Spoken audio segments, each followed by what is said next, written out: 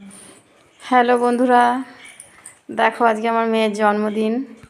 ওর বাবা পায়েস খাইয়ে দিচ্ছে। কি রান্না করেছে তাই বলে? রান্না হয়েছে এখানে চিকেন, এখানে গন্ধরাজ কাতলা, ওখানে চিংড়ি মাছের মালাইকারি, ওখানে লাল শাক, আর এটা 5 রকমের ভাজা, 5 রকমের মিষ্টি আর পায়েস রয়েছে সঙ্গে। লেবু লঙ্কা নুন তো দিতেই হয়, এটুই সমর্থ।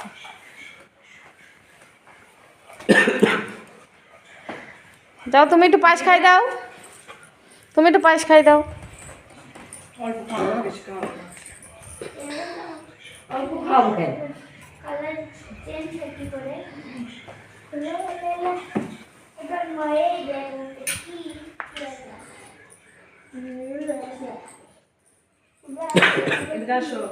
ঋতু যাও একটু পায়েস খাই দাও দিদিকে, যাও খাই দাও। ভিডিও করছি। ঠিক আছে যাও খাই দাও, ওইভাবেই করো, এবার ইয়ে করো।